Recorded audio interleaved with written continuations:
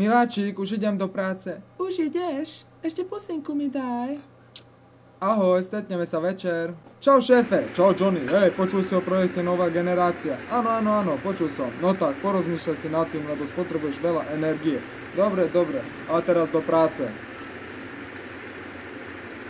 Johnny, pripravený? Áno, zapnúť. Smena sa končí, vypíname.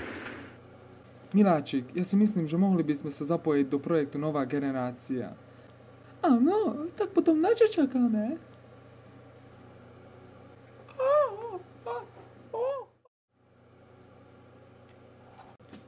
Ahoj synáku, ahoj oci. Jak bolo v práci? Veľmi dobre, povedali mi, že 80% menej energie spotrebujem ako ty. No, tak potom ty si záchranca Zemegule.